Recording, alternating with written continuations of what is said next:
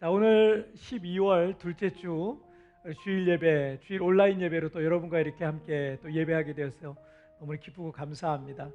여러분, 한국은 지금 날씨가 많이 추울 거라고 생각하는데 한국에 계신 분들 특별히 이제 몸과 마음이 늘 건강했으면 좋겠어요.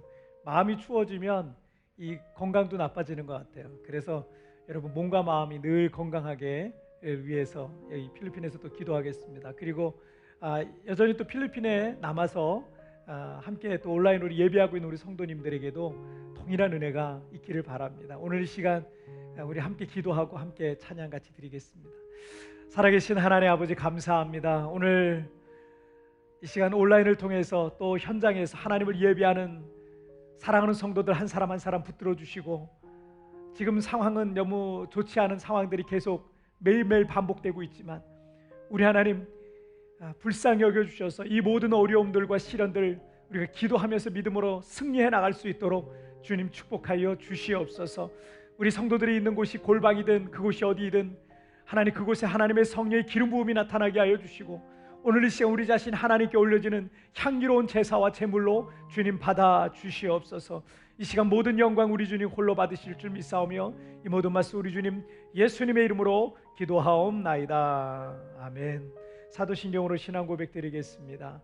전능하사 천지를 만드신 하나님 아버지를 내가 믿사오며 그 외아들 우리 주 예수 그리스도를 믿사오니 이는 성령으로 잉태하사 동정녀 마리아에게 나시고 본디오 빌라도에게 고난을 받으사 십자가에 못 박혀 죽으시고 장사한 지 사흘 만에 죽은 자 가운데서 다시 살아나시며 하늘에 오르사 전능하신 하나님 우편에 앉아 계시다가 이르러서 산자와 죽은 자를 심판하러 오시리라. 성령을 믿사오며 거룩한 공예와 성도와 서로 교통하는 것과 죄를 사해 주시는 것과 몸이 다해 사는 것과 영원히 사는 것을 믿사옵나이다. 아멘. 아멘. 할렐루야. 오늘 또 이 시간 우리 하나님 앞에 찬양으로 영광 돌릴 때 여러분 오늘 찬양하면서 우리의 마음과 또 중심이 하나님께 온전히 고정되어지는 그런 귀한 시간 되기를 바랍니다. 함께 우리가 찬양 드리겠습니다.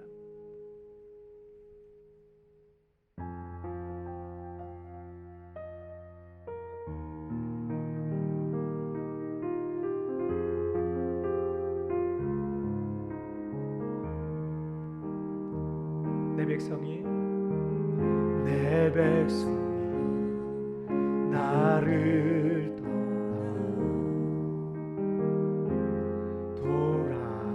돌아섰지만 내 사랑 내 백성을 보기 못하니 내 모든 것 내어주고 나 그들을 얻으리라. 여호와께 돌아가자. 우린 돌아서도 그는 변치 않네. 여호와께 돌아가자. 우린 넘어져도 그 사랑 영원하네. 우리 다시 한번 고백하겠습니다. 내 백성이 나를 돌아섰지만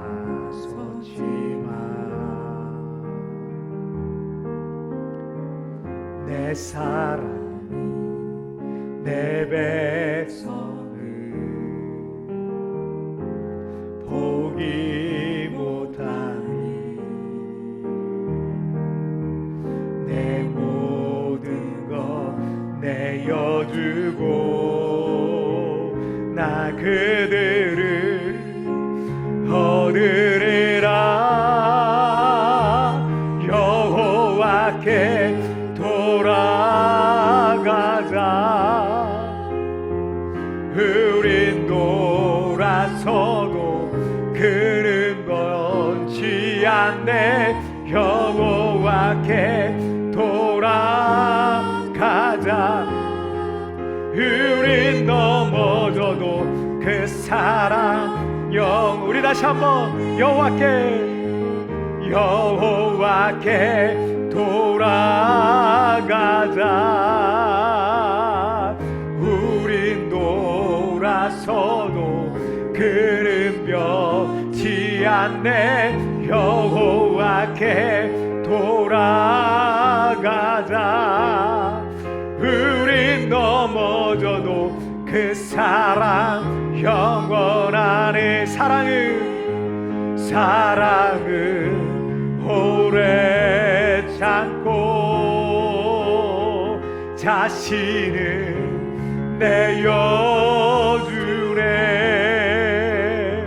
서로 사랑할 때 세상은 죽을 때 사랑은 절대 지지 않네. 다시 한번 사랑은 오래 참고 자신을 내어주네.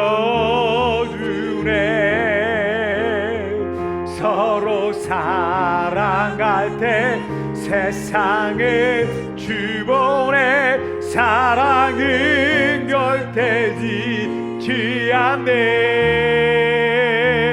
여호와께 돌아가자.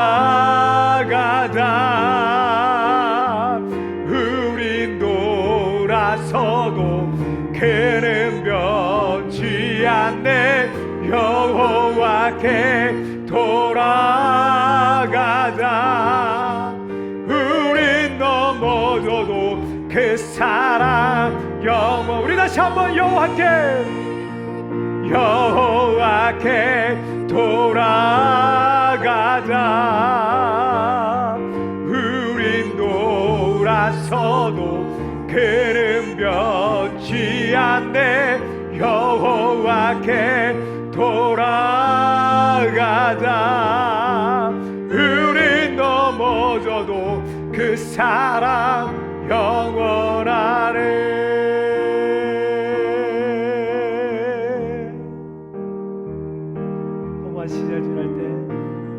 시절 지날 때 깊은 한숨 내쉴 때 그런 풍경 보시며 단식하는 분인데 그와 같이 너희를 버려두지 않으리. 내가 너희와 영원히 함께하리. 다시 한번 고백하겠습니다. 허무한 시절 지날 때 깊은 한숨 내쉴 때 그런 풍경 보시며 단식하는 분인데 그와 같이 너희를 버려두지 않으리. 내가 너희와 영원히 함께하리. 아멘. 성령이 오셨네. 성령이 오셨네. 내 주에 보내신 성령이 오셨네. 우리 인생 가운데 진히 찾아오셔서 그 나라 꿈꾸게 하시네.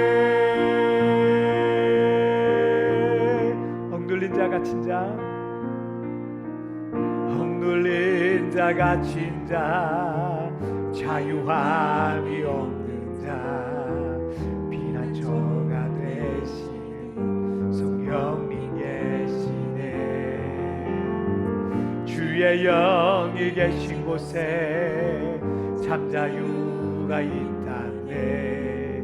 진리의 영이신 성령이 오셨네. 아멘. 성령이 오셨네.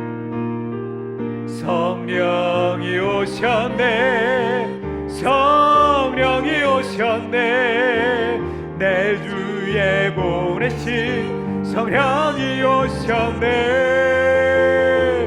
우리 인생 가운데 주님 찾아오셔서 그 나라 꿈꾸게 하시네. 다시 한번 성령이 오셨네. 성령이 오셨네. 성령이 오셨네. 내 주에 보내신 성령이 오셨네. 우리 인생 가운데 주님 찾아오셔서 그 나라 꿈꾸게 하시네. 그 나라 꿈꾸게, 그 나라 꿈꾸게 하시네. 여러분, 이 시간 우리 함께 같이 기도할 때, 하나님, 오늘도 주님이 우리와 함께 하지 않는다면 우리가 어찌 하나님 이 험난한 세상을 살아갈 수 있겠습니까? 주여, 오늘 이 자리에 임하여 주옵소서. 우리의 기도의 골방에, 우리의 예배의 골방에, 하나님 우리 주님의 성전에, 우리 대한민국 가운데, 우리 필리핀 가운데 주님이여 임하여 주옵소서. 고통받고 있는 이들을 치료하여 주시고 오늘 우리의 기도가 그들 가운데 흘러가길 원합니다. 대한민국의 아버지 하나님, 3차 대확산이 아버지 심상치 않은데 주여 불쌍히 여겨주셔서 주여 이 재앙이 멈춰지게 하여 주옵소서. 여러분, 오늘 예배를 위하여서 우리 다 같이 합심하여 기도하시겠습니다. 오 살아계신 하나님 아버지, 감사합니다. 오늘도 아버지 하나님 우리를 주님의 성전에, 또는 아버지 하나님 기도의 골방과 예배의 골방 가운데 하나님 우리를 불러주시니 감사합니다. 비록 우리가 아버지 하나님 자유롭게 일상의 삶을 살아갈 수 없으나, 그러나 아버지 하나님 오늘도 전심으로 하나님 앞에 나아가오니 하나님 예배하는 곳이 어디든지 그곳이 아버지 어디든지 곳에 하나님 만나주시고 성령으로 함께하여 주옵소서. 특별히 대한민국을 불쌍히 여겨주셔서 코로나19가 심상치 않습니다. 아버지 하나님 확산세가 심상치 않는데 아버지 우리 한국에 있는 우리 가족들을 지켜주옵소서. 성도들을 지켜주옵소서. 불쌍히 여겨주셔서 이 재앙이 멈춰지게 하여 주시고 주여 우리의 죄를 용서하여 주시고 이제 하나님 앞에 우리가 바로 설 수 있도록 하나님이 도와주시기를 원합니다. 필리핀을 지켜주시고 이 필리핀이 하루 속히 하나님 코로나 청정 도시가 될 수 있도록 하나님이여 축복하여 주시기를 원합니다. 오늘 이 예배 가운데 하나님 만나주시고 가난한 심령들, 하나님 낙심되어 있는 성도들 다시 한번 다 일어나고 회복되는 귀하고 놀란 시간이 되도록 하나님이여 축복하여 주옵소서. 오늘도 이 시간 전심으로 하나님 앞에 나가오니 주님이 우리의 예배를 받아 주옵소서. 주님 모든 영광을 받아 주옵소서. 오 주님 감사합니다. 주님 감사합니다. 살아계신 하나님 아버지 감사합니다. 오늘도 우리 사랑하는 성도들 한 주간 흩어져 지내다가 또 아버지 하나님 이 자리에 모여서 또 아버지 하나님 기도의 골방에서 예배의 골방에서 하나님 앞에 오늘 예배하게 하여 주시니 정말 감사합니다. 우리가 어느 곳에 있든지 하나님 전심으로 하나님 앞에 나아가는 그 예배를 주여 받아 주옵소서. 그 예배가 오늘 이 시간 하나님의 보좌 앞에 흠양되어지기를 원하오니 주여 오늘 우리의 중심과 마음을 붙들어 주시옵소서. 특별히 코로나19가 대한민국의 3차 대확산이 시작되었고 아버지 하나님 하루에 1000명에 육박하는 그런 환자들이 일어나고 있습니다. 하나님이여 한국에 있는 우리 가족들을 지켜주옵소서. 우리 성도들을 보호하여 주옵소서. 안전하게 하여 주옵소서. 모든 전염병으로부터 하나님의 보호를 경험할 수 있도록 주여 도와주시기를 원합니다. 속히 아버지 하나님 코로나19가 종식되게 하여 주시고 자유롭게 아버지 하나님 필리핀 한국을 오갈 수 있는 날이 속히 오도록 하나님이여 축복하여 주옵소서. 우리 필리핀을 주님 기억하여 주시고 우리가 살고 있는 이 세부를 주님 기억하여 주셔서 하나님 세부가 코로나 청정도시가 되어서 한국과 필리핀의 국제선이 석큐 열리고 사랑하는 성도들 성전으로 다시 와 예배할 수 있도록 또 아버지 우리의 자녀들 학교로 돌아가서 학업의 마음껏 아버지 하나님 정말 전진할 수 있도록 하나님이여 도와주옵소서. 하나님 아버지 오늘 이 시간 코로나로 인하여서 직장을 잃고 사업장의 문을 닫고 앞일이 어떻게 될지 내일을 알 수 없는 어려움 가운데 매일매일 답답함과 두려움과 눈물로 하루를 보내고 있는 그런 성도들 찾아가 주셔서 이 시간 성령께서 그 마음을 위로하여 주시고 다시 일어날 수 있도록 하나님이여 도와주옵소서. 하나님 어려운 상황 속에 믿음이 흔들리지 않게 하여 주시고 시련 속에 더욱 믿음이 강건하여 줘서 하나님을 기쁘시게 하는 하나님의 사람들로 더 큰 믿음의 사람들로 거듭나도록 주님이여 축복하여 주옵소서.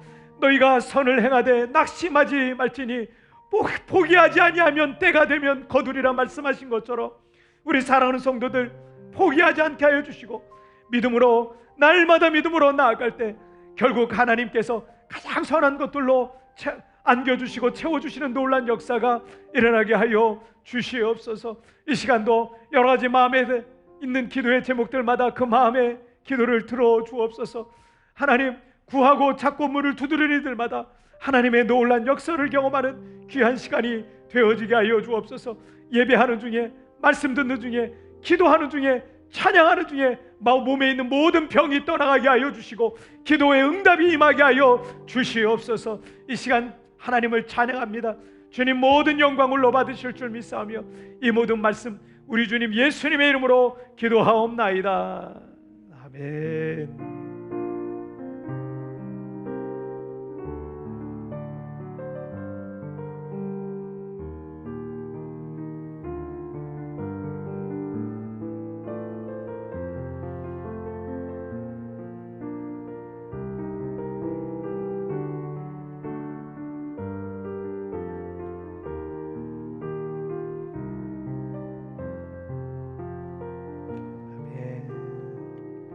자, 오늘 우리에게 주신 하나님 말씀 우리 함께 보시겠습니다.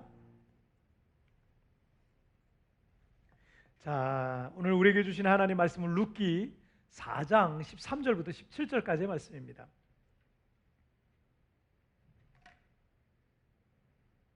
룻기 4장 13절부터 17절까지.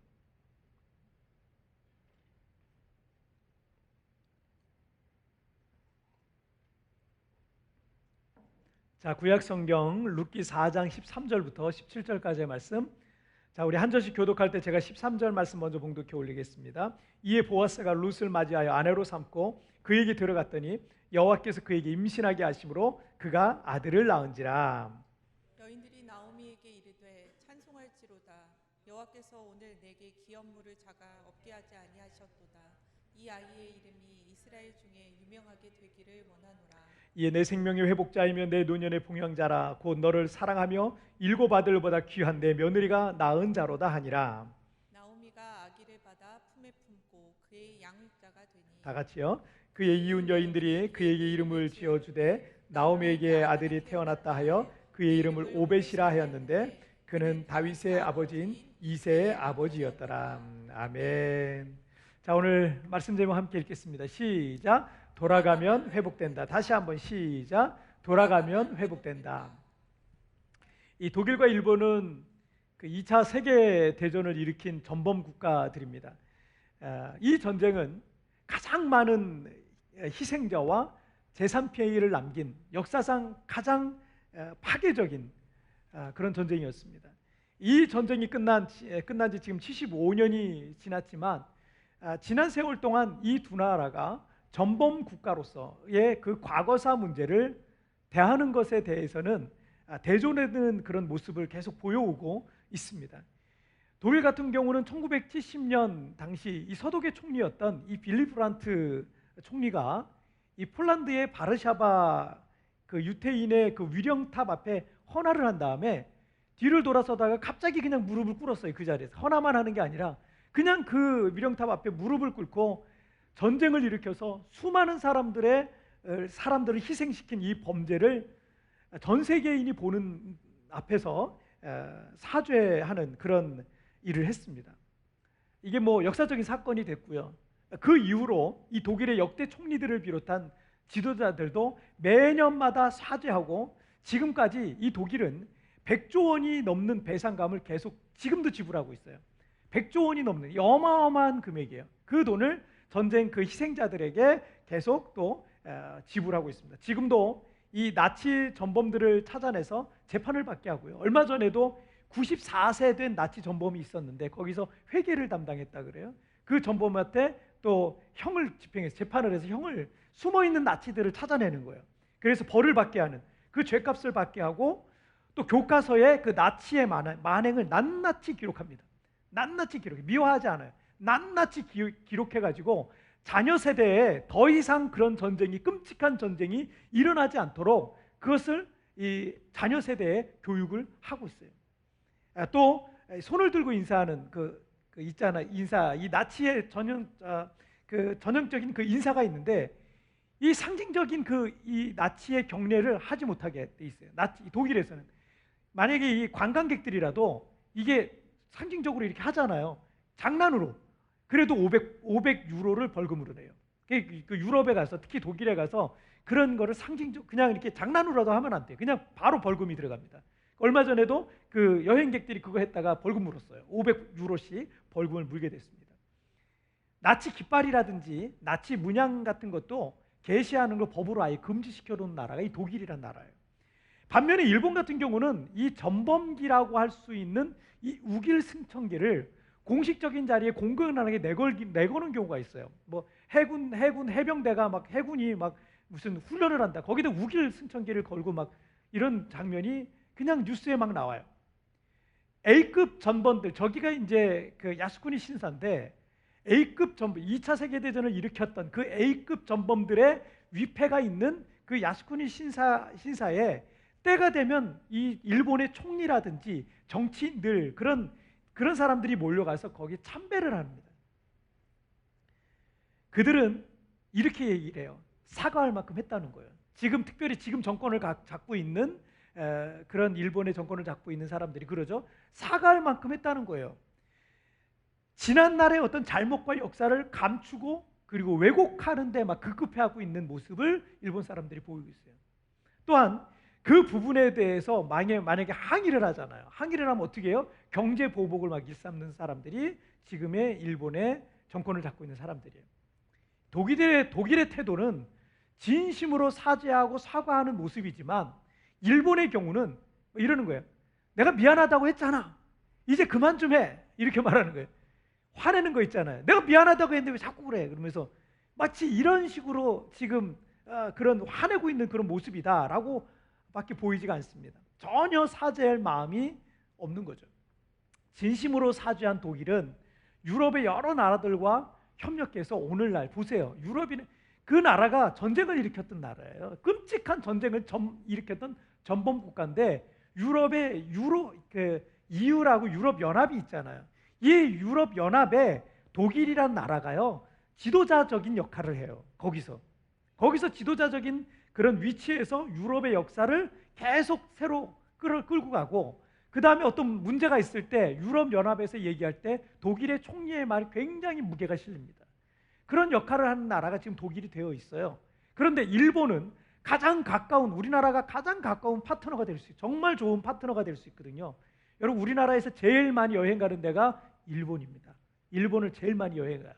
그런데 가장 좋은 파트너고 일본 물건 우리나라 사람들이 제일 많이 사서 써요. 그런데 가장 좋은 파트너가 될 수 있는 나라와도 지금 늘 적대적인 상태를 벗어나지 못하고 매번 갈등과 충돌을 지금 빚고 있는 거예요. 여러분 사도행전 3장 19절 말씀에 그러므로 너희가 회개하고 돌이켜 너희 죄 없이 함을 받으라. 이같이 하면 새롭게 되는 날이 주 앞에서 이를 것이요 라고 말씀하고 있어요.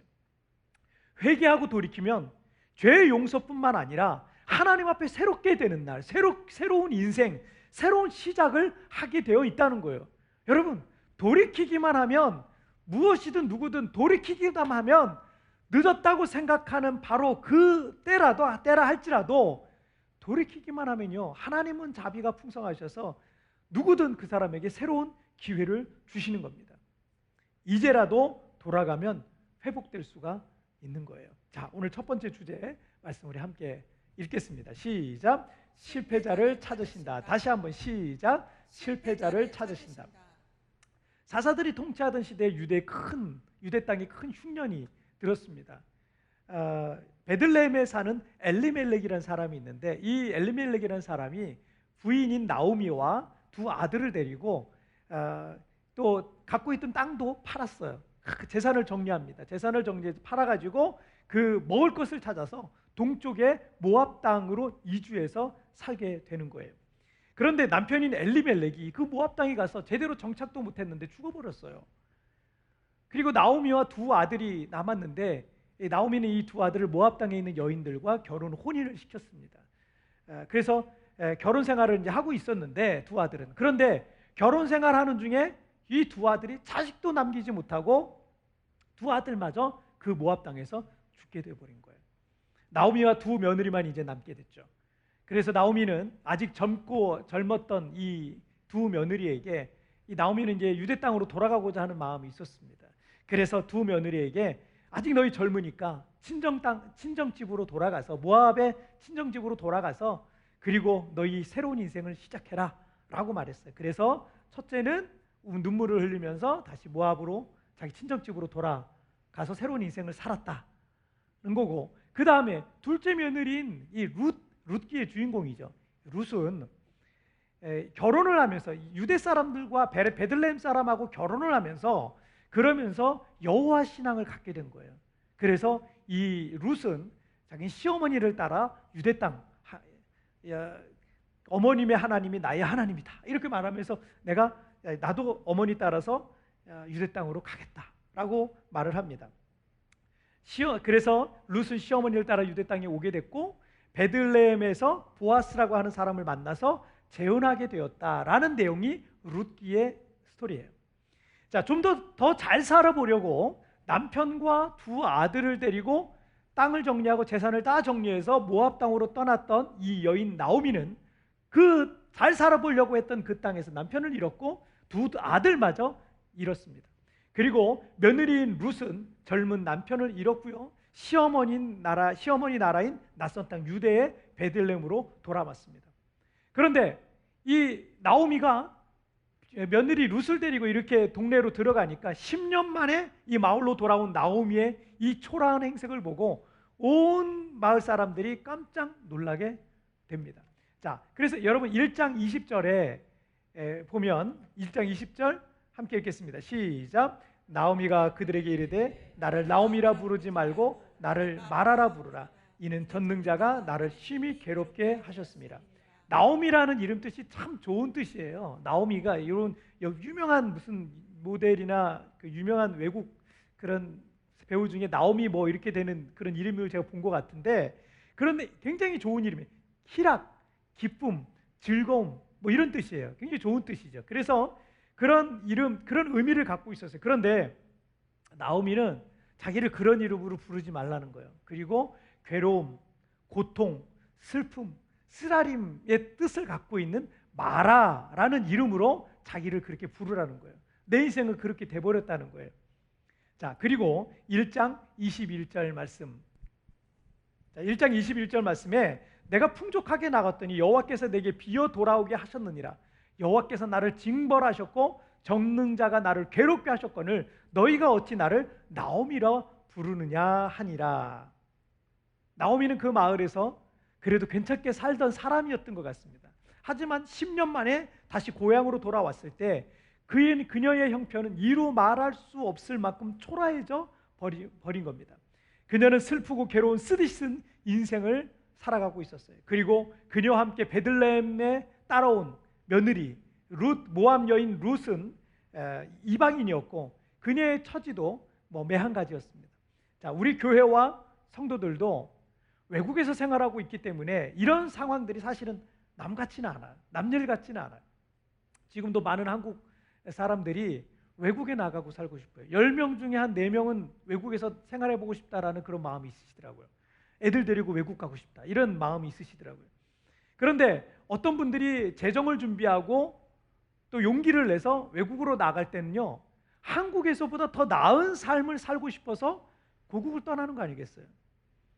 어쩌면 그렇게 외국에 나와 살아갈 수 있는 외국에 이민 가는 그런 형편을 보고 주변 사람들, 내 친구들 이런 사람들은 부러워했을지도 몰라요. 아, 저 사람 나도 외국에 나가고 싶은데 나가지 못하는 자신의 형편보다 저 사람의 모습, 나가는 사람의 모습을 부러워할 겁니다. 여러분이 이곳에 오실 때는 한국에서 있는 돈 없는 돈 이렇게 잘 정리해서 이곳에 오셨을 텐데 언젠가 다시 고국에 돌아갈 때는 한국에 계신 부모님과 형제, 친구들, 이웃들, 내가 아는 사람들, 우리 교회 식구들 이런 사람들에게 좀 더 멋진 모습으로 내가 한국에 다시 가고 싶잖아요.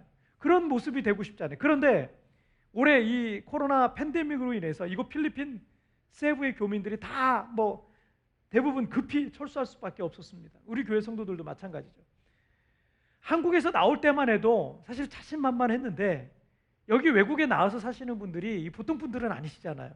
대단한 용기를 갖고 있는 분들이잖아요. 그 자신만만했는데 다시 한국으로 돌아갈 때 자신의 그 초라한 모습을 부모님과 형제들 그리고 친구들에게는 그런 모습 보이고 싶지는 않았을 거예요. 자존심이 많이 상할 것 같아요.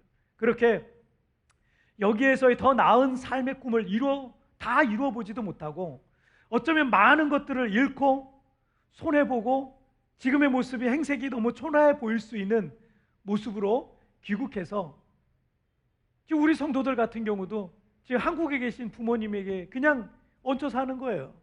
어떤 분은 전화해봤더니 그냥 언니 집에 얹혀 사는 분들도 있고 형제 집에 그렇게 얹혀 사는 분들도 있고 마음이 아파요. 내 짐들도 다 없는 그런 곳에서 그렇게 살아가고 있는 우리 성도들 생각하면 마음이 참 아픕니다. 어쩌면 오늘 본문의 이 나오미의 상황이 이러했던 거예요. 그 상황이 사람들 앞에 창피했을 수 있을 거예요. 더 나은 삶을 살겠다고 선택한 외국 생활이었는데 남편은 죽고 두 아들마저 다 죽고 그나마 있었던 재산도 모두 날리고 빈손으로 초라한 행성으로 고향으로 돌아온 나오미는 자신의 인생이 실패한 것처럼 느껴졌습니다. 하나님께서 자신을 버리시고 자신을 마치 징벌하신 것 같이 느껴졌어요.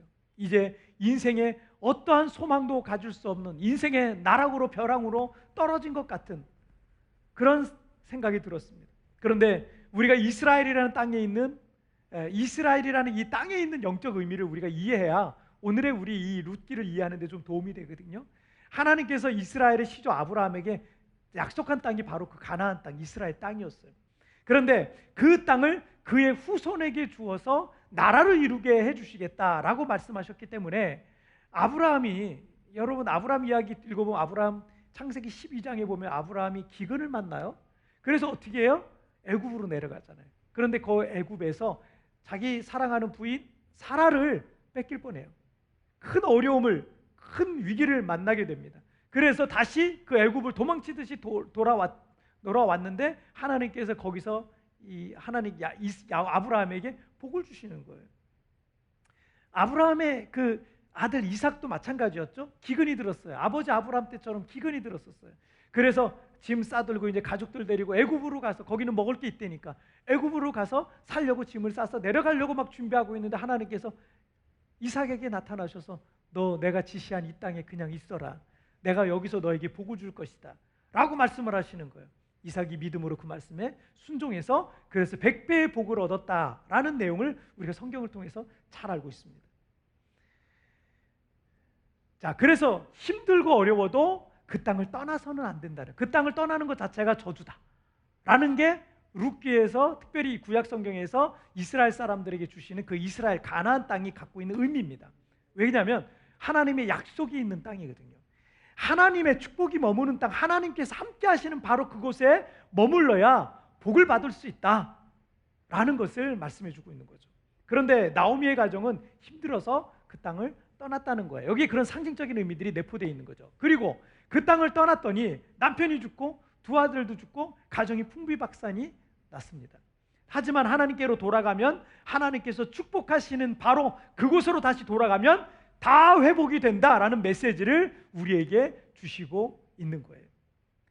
초대 교부였던 여러분 성 어거스틴이 오 하나님이여 당신의 품으로 돌아갈 때까지는 내게 참된 안식과 평안이 없었습니다 라고 고백합니다.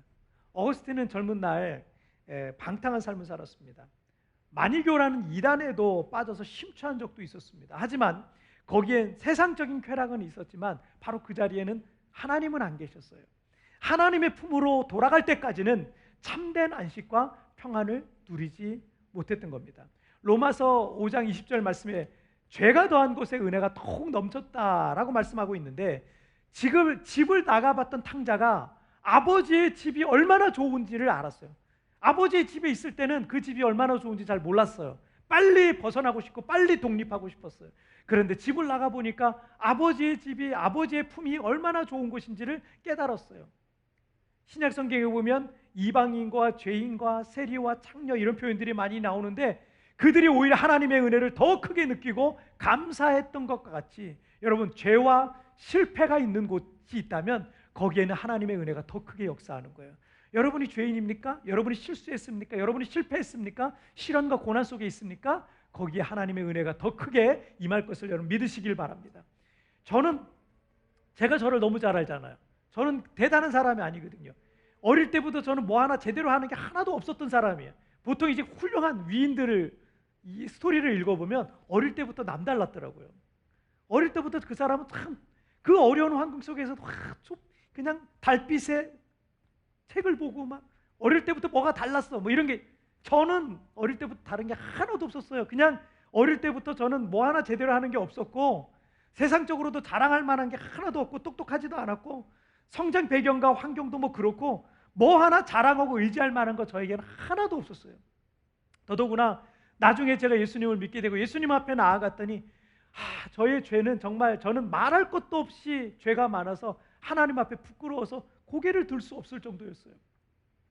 저는 인생의 실패자 같았어요. 내 인생은 정말 낙제생과 같다라는 생각이 들 때가 참 많았습니다. 주님 앞에 올 때까지도 그랬어요. 하지만 하나님께서는 실패한 저에게 찾아오셔서 은혜와 아버지의 사랑을 부어주시고 품어주셨어요. 제가 이렇게 목사가 되어서 주님의 교회를 섬기고 또 하나님 나라를 위해서 살아가는 이유는요, 우리 하나님께로부터 받은 갚을 수 없는 그 은혜를 제가 조금이라도 보답하기 위해서 목사가 된 거예요. 이 방법 외에는 제가 할 수 있는 일이 별로 없겠더라고요. 죄인이고 실패자고 버려진 자였으며 연약한 자와 미련한 자를 들어서 써주시는 여러분, 그런 하나님의 은혜를 여러분 믿으시기를 바랍니다. 지금도 우리 하나님은 실패자에게 찾아오십니다. 하나님은 그런 실패하고 있는 사람들만 보고 계시는 것 같아요. 그래서 실패자에게 찾아오세요. 찾아오셔서 연약하여 넘어지고 쓰러져 심령이 가라앉아 있는 이를 찾아가셔서 그들을 위로해 주시고 붙들어 주시고 그 인생의 수렁에서 건져 주시는 겁니다. 여러분, 우리가 할 거는요, 그냥 그 하나님께 나아가는 거예요. 내가 실패했다, 내가 지금 어려움 가운데 있다, 내가 낙심 가운데 있다. 여러분, 우리 하나님께로 나아가기만 하면 됩니다. 그러면 하나님은 모든 것을 다시 회복해 주시는 것입니다. 자, 우리 두 번째 주제 보실게요. 함께 읽겠습니다. 시작. 이제 역전되리라. 다시 한번 시작. 이제 역전되리라. 우리가 하나님께로 돌아갈 때 하나님은 우리의 잃어버린 것들을 다 회복해 주세요. 나오미가 모압을 떠나서 다시 유대 베들레헴으로 돌아왔습니다. 비록 고향을 떠날 때와 달리 지금은 이 나오미가 비참하고 초라한 모습으로 다시 고향 땅을 밟게 되었지만 그것이 나오미 인생의 새로운 시작점, 나오미 인생 회복의 새로운 시작점이 되었다는 거예요. 우리의 인생이 하나님 앞에서 다시 새롭게 회복되길 소망한다면 여러분, 하나님께로 돌아가는 게 첫 번째예요. 우리의 죄들을 버리고 하나님께서 원하시는 삶을 살기로 결단하고 순종하는 것이, 그것이 먼저 되어야 하는 것입니다. 룻기의 핵심적인 단어가 하나 있습니다. 기업 물을 자라는 건데, 이것은 레위기 25장 25절부터 28절에 나와 있는 율법이에요. 하나님께서 이스라엘 백성의 각 지파, 각 가문, 각 가정들마다 가나안 땅을 기업으로 나눠주셨어요. 그렇게 하나님께 받은 땅은 영구히 그 가문과 그 자손들의 땅이 되기 때문에 누군가에게 그 땅을 영구적으로 팔 수는 없게 돼 있어요. 이게 율법입니다. 못 팔게 돼 있어요.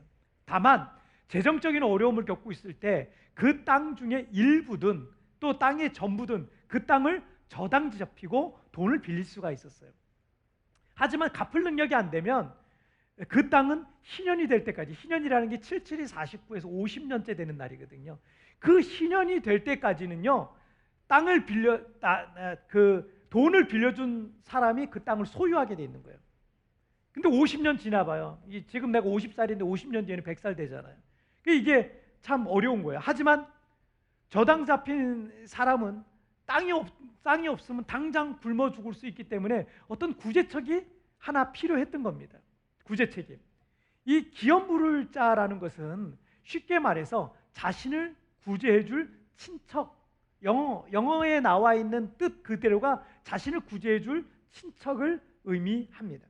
그 가문에 속한 재정적으로 좀 여유가 있는 친척 중에서 그 빚을 대신 갚아주고 그 땅을 자기 친척에게 다시 되찾아주는 것을 기업 물은다라는 걸 얘기해줘요.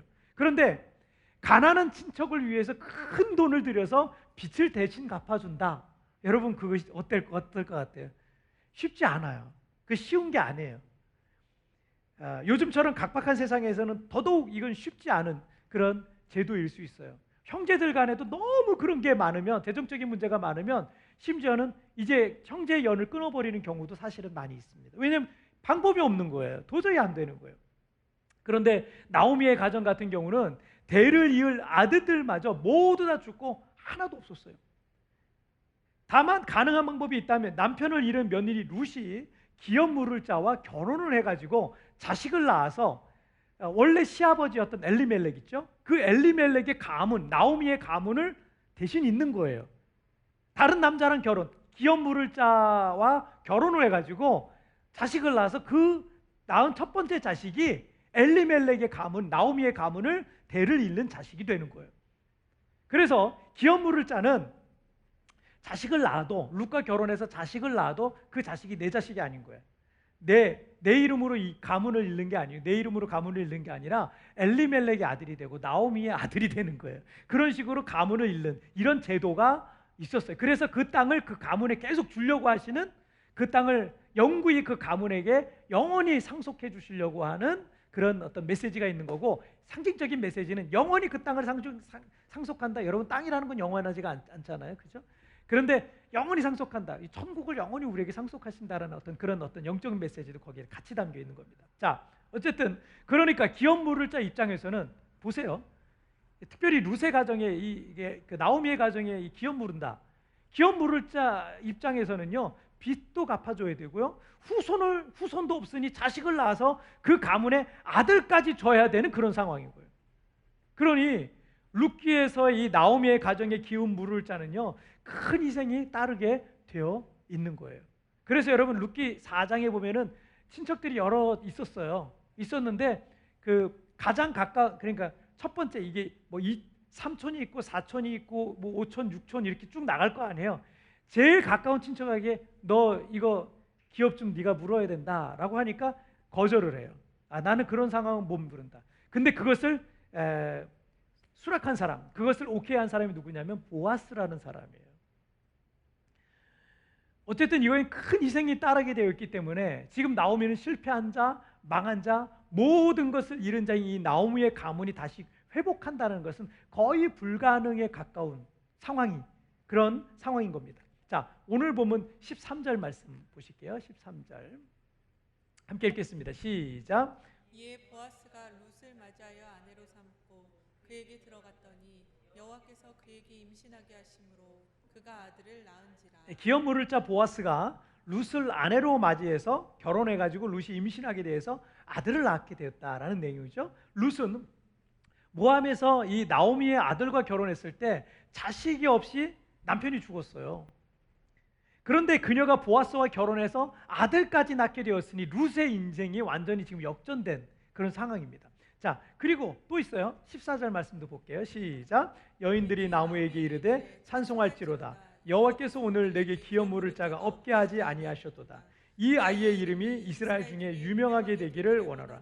1장에서 나오미가 초라한 행색으로 귀향하는 모습을 봤던 여인들이 이제는 하나님께서 나오미에게 행하신 놀라운 일들을 보고 찬송하고 있는 거예요. 1장에서 나오미가 자신의 이름이 기쁨과 희락이라는 뜻을 갖고 있는, 나오미라는 뜻을 갖고 있음에도 불구하고 슬픔과 괴로움, 고통이라는 뜻에 말하라고, 자기를 부르라고 말할 만큼 나오미는 인생의 나락으로 떨어졌지만 하나님께로 돌아갔더니 주님께서 나오미의 인생에 역전이 일어나게 해주셨다라는 겁니다.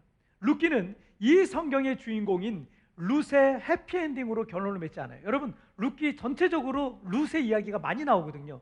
근데 룻의 해피엔딩으로 결론을 맺지 않고 나오미의 회복으로 결론을 맺고 있는 것을 볼 수 있어요. 16절에서 나오미가 아기를 받아 품에 품고 그 아들의 양육자가 되었다라는 말씀이 나와요. 1장에서도 나오미에 대한 이야기가 나오고 마칠 때도 나오미로 마치고 있는 모습을 볼 수 있습니다. 하나님께서 나오미에게 새 아들을 주셨다라는 거죠. 그런데 여러분, 더 놀라운 사실이 이 룻기의 결론 부분에 있어요. 17절 함께 읽겠습니다. 시작. 그의 이웃 여인들이 그에게 이름을 지어주되 나오미에게 아들이 태어났다 하여 그의 이름을 오벳이라 하였는데 그는 다윗의 아버지인 이새의 아버지였더라.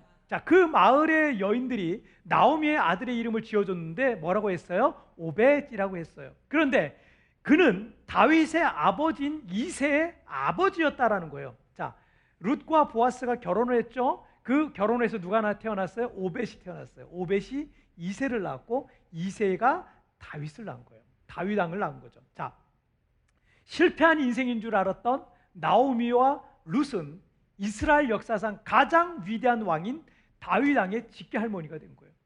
실패한 인생, 망한 인생, 초라한 인생이 가장 영광스러운 인생으로 역전이 되는 겁니다. 그리고 그의 후손으로 예수 그리스도께서 탄생하시게 된 겁니다. 만약 기업 물을 자가 나는 당신의 기업을 무르지 않겠소라고 거부하면 나오미에게는 다른 방법이 없는 거예요. 그냥 그 가문은 소멸되는 거예요. 없어지는 거예요. 앞부분에서 말씀드렸지만 기업 물은다는 것은 보통 일이 아니었어요. 엄청난 희생이 따라줘야만 가능했던 일이었습니다. 빚을 대신 갚아줘야 되고 자기가 아들을 낳아도 그 낳은 아들을 다른 사람의 가문의 대를 잇게 하기 위해서 그걸 아들을 줘야 돼요. 누가 이 기업을 물으려고 하겠습니까? 그런데 실패한 인생 나오미의 기업을 대신 물은 사람, 보아스라는 사람, 마음이 참 너그럽고 좋은 사람이겠죠. 그런데 마음이 좋고 너그러운 사람이라는 것으로만 여러분 좀 좁게 생각하면 안 됩니다. 이 사람이 가리키고 있는 사람이 있어요. 여러분, 기업 물을 자는 영어로는 kinsman redeemer예요. kinsman redeemer라는 사람이 이렇게 구원해 주는 사람을 얘기하거든요. kinsman은 친족이잖아요. kinsman redeemer. 그런데 여러분, 이 redeemer라는 단어에 정관사가 붙으면 어떻게 되냐면 the redeemer라고 되는데 그 the redeemer는 구세주 그리스도를 말하는 거예요. 구세주와 그리스도를 말할 때 the redeemer라고 말합니다. 자, 기업 물을 자가 빚을 진 사람을 위해서 희생을 아까워해서는 결코 그 기업을 물을 수가 없을 겁니다. 하지만 그 사람을 사랑하는 마음으로 희생할 때 그 기업을 물을 수가 있게 되는 거예요. 예수 그리스도 우리의 구세주는요, 우리의 모든 죄의 빚을 대신 물러주신, 대신 청산해 주신 우리의 기업 물을 자이심을 여러분 믿으시길 바랍니다. 로마서 5장 8절에서 여러분 로마서 5장 8절 잘 아시죠? 우리가 아직 죄인 되었을 때 그리스도께서 우리를 위하여 대신 죽으심으로 하나님께서 우리에게 대한 자기의 사랑을 확증하셨느니라 라고 말씀합니다. 우리 주님께서는 우리 죄의 빚을 청산하시기 위해서 당신의 몸을 십자가에 던져 희생하신 겁니다. 실패한 인생, 낙오된 인생, 그래서 초라한 인생을 살아가고 있는 사람이라 할지라도 우리 인생에 우리의 기업의 물을 짜인 예수 그리스도에게로 돌아가면 여러분 우리의 인생이 역전될 것을 여러분 믿으시길 바랍니다. 저는 아까 말씀드렸지만 어쩌다 보니 부모로부터 버려졌고 너무나도 가난해서 어떤 꿈도 가질 수 없었고 제 능력이라고는 보잘것 없었고 정말 가진 게 아무것도 없었고 죄만 가득하던 저의 인생에 예수 그리스도께서 찾아오셔서 저의 인생의 기업을 물을 자가 되어주셨습니다. 그리고 제 인생에는 역전이 일어났어요. 누구든지 주의 이름을 부르는 자는 구원을 얻게 되는 거예요. 여러분 낙심하지 마십시오. 포기하지 마십시오. 주님께로 돌아갈 때 우리 인생의 새로운 회복과 역전의 삶이 시작될 것을 믿으시기를 바랍니다.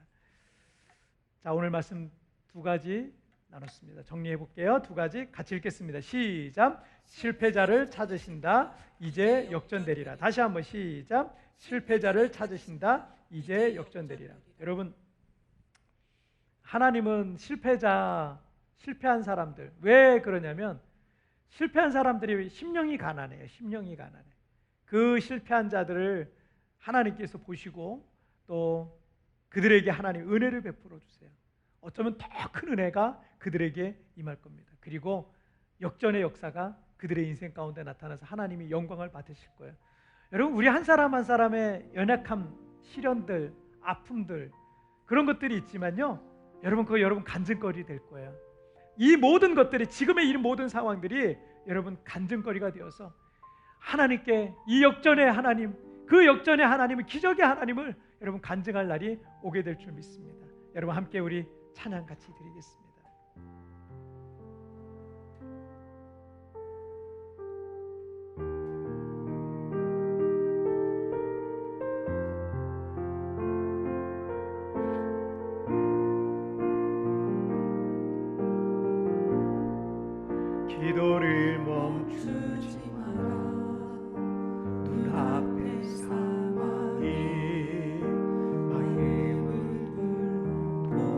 원망치 마라. 원망치 마라. 너의 힘을 지켜라.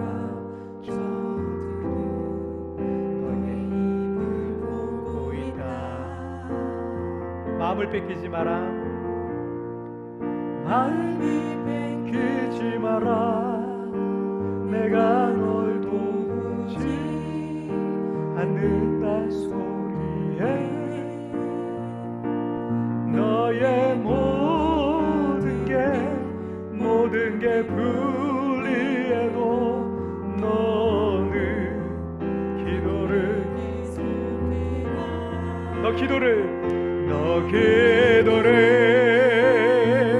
멈추지 마라. 내가 너의 그 모든 상황을 바로 역전시키리니 너 기도를 주지 마. 내가 잠시도 쉬지 않고 모든 것 지켜보고 있으니 바로 역전되리라. 여러분, 우리 다시 한번 고백하겠습니다. 기도를 멈추지 마라. 기도를 멈추지 마라. 눈앞의 상황이 마음도 원망치 마라. 너의 힘을 지켜라. 저들은 너의 힘을 보고 있다. 마음을 뺏기지 마라. 마음을 뺏기지 마라. 내가 널 도우지 않는다 소리에 너의 모든 게 불리해도 너는 계속해라. 너 기도를 멈추지 마라. 내가 너의 그 모든 상황을 바로 역전시키리니 너 기도를 멈추지 마라. 내가 잠시도 쉬지 않고 모든 것 지켜보고 다시 한번 너 기도를 멈추지 마라. 내가 너의 그 모든 상황을 바로 역전시키리니 너 기도를 멈추지 마라. 내가 잠시도 쉬지 않고 모든 것 지켜보고 있으니 바로 역전되리라. 바로 역전되리라. 바로 역전되리라. 아멘. 바로 역전되리라. 바로 역전되리라. 아멘. 여러분, 이 시간 우리 같이 기도하겠습니다. 오늘 본문의 그 나옴이라는 사람은 이제 완전히 끝난 사람이에요. 정말 더 이상 아무 소망도 가질 수 없는, 남편이 죽고 두 아들이 죽고 모든 재산 다 날리고 거지같이 되어서 그렇게 고향 땅에 돌아온 거예요. 무슨 소망이 있겠습니까? 무슨 희망이 있겠습니까? 그런데 돌아왔더니 회복되었어요. 돌아왔더니 회복되었어. 영적인 의미가 있죠. 하나님께 돌아가면 회복됩니다. 여러분, 우리의 죄의 모습을 끊어버립시다. 우리의 모든 연약함들을 끊어버립시다. 그리고 주님께로 돌아가서 순종하는 삶을 우리 시작하십시다. 실패자를 하나님은 찾으십니다. 이제 이 모든 상황은 하나님께서 역전시켜 주실 것을 믿습니다. 주여, 내가 주님께로 돌아가오니 주여 나를 받아 주옵소서. 여러분, 오늘 이런 기도의 제목을 가지고 주여 한번 크게 외치고 합심하여 기도하시겠습니다. 주여, 오 하나님, 오 하나님, 오 하나님. 하나님 아버지, 내가 내 자신에게는 소망적인 것이 아무것도 없습니다. 아버지, 나는 난 실패한 자요, 죄인이요, 연약하여서 하나는 넘어지고 실패하고 가진 것들을 다 잃어버리고, 아버지 하나님, 그렇게 나오미와 같은 모습으로 이제라도 주님 앞으로 돌아갑니다. 이제라도 주님을 잡고 이제라도 주님 앞으로 나가는 이들마다 주여 붙들어 주옵소서. 다시 일으켜 주옵소서. 다시 회복되고 다시 역전의 역사가 일어나게 하여 주옵소서. 오늘 하나님, 주님은 실패자를 찾고 계시는데 실패자의 모습이라 할지라도 지금이라도 주님 앞으로 돌아가게 하여 주시옵소서.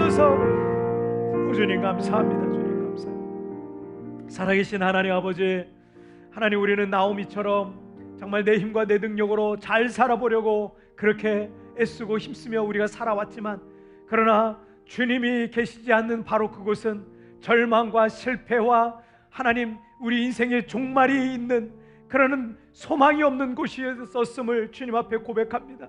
하나님, 그러나 늦었더라도, 지금 늦었더라도 지금이라도 주님 앞에 돌아가기만 하면, 지금이라도 주님 앞으로 나아가기만 하면 우리의 죄된 모든 연약한 죄들을 끊어버리고 하나님 앞에 이제 순종의 모습으로 살아가기만 한다면, 하나님이 이제라도 돌이키시고 이제라도 역전시키시고 이제라도 회복시키시는 하나님이신 줄 믿습니다.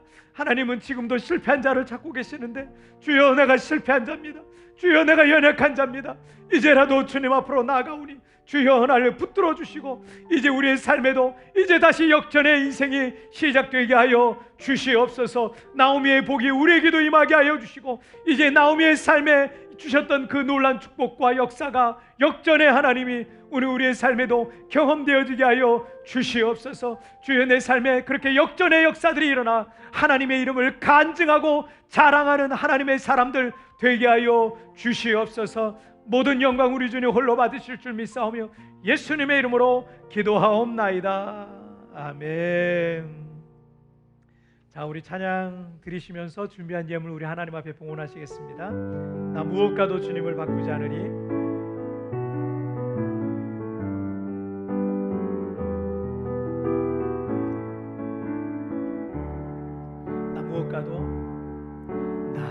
무엇과도 주님을 바꾸지 않으리. 다른 어떤 은혜 구하지 않으리. 오직 주님만이 내 삶의 도움이시니 주의 얼굴 보기 원합니다. 주님 사랑해요. 주님 사랑해요.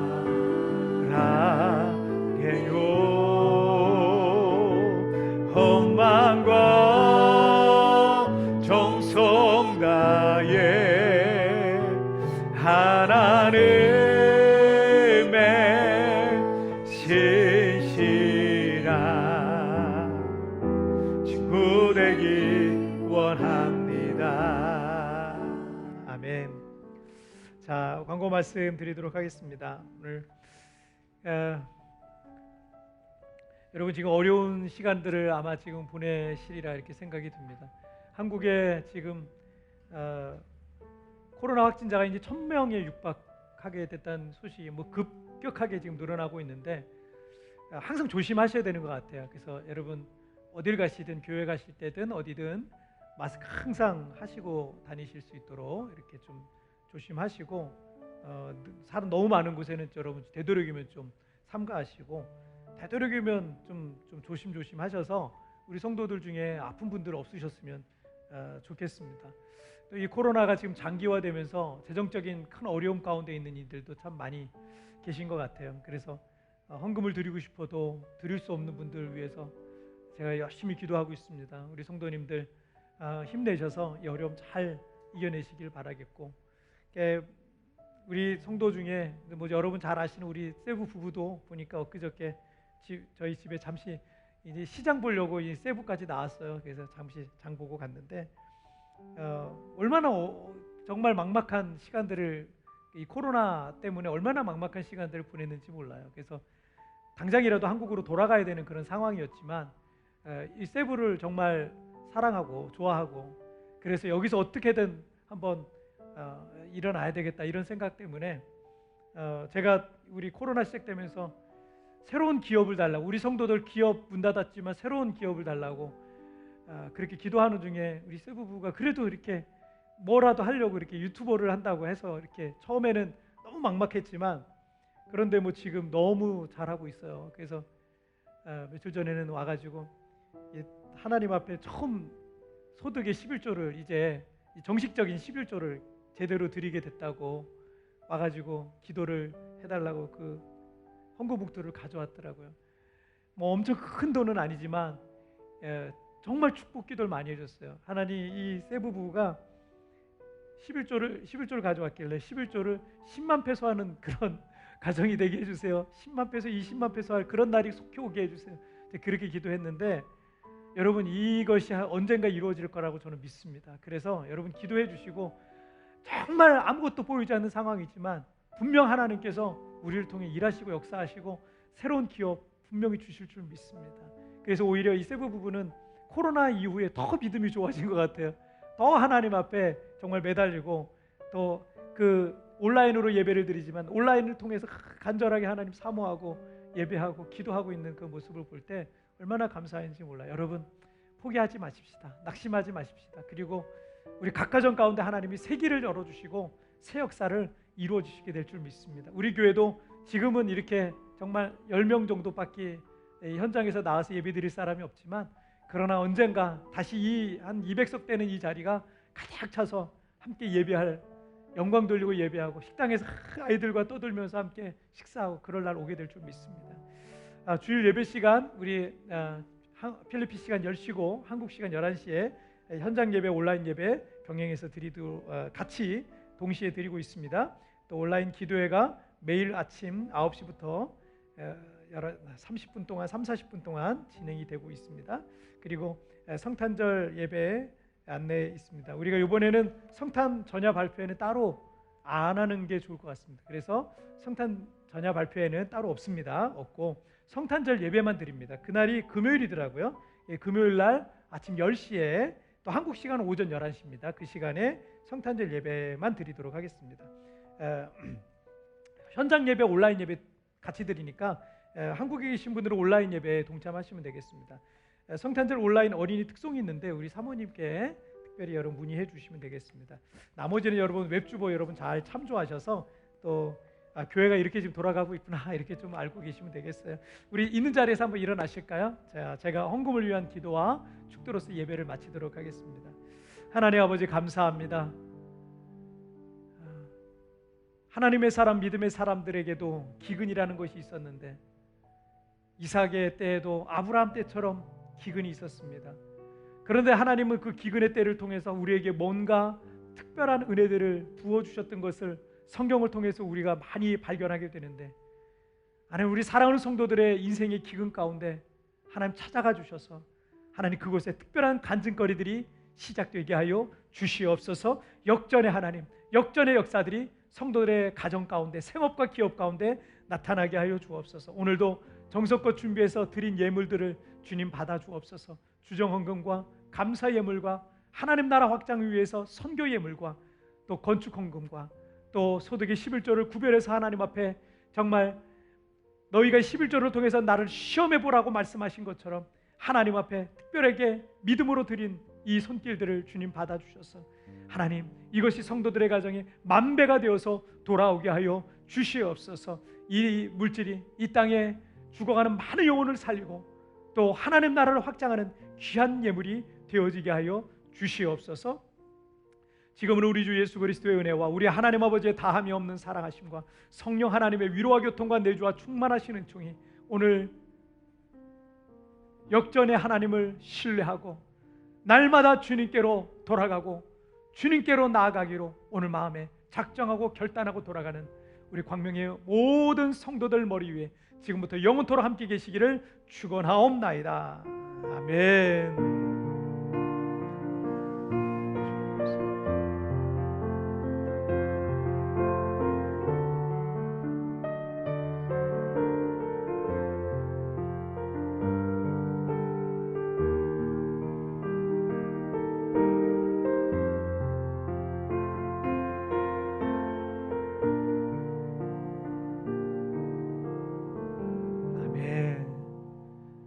자, 다음 주에 또 뵙도록 하겠습니다. 한 주간 승리하세요. 하나님께 영광의 박수 올리겠습니다. 감사합니다.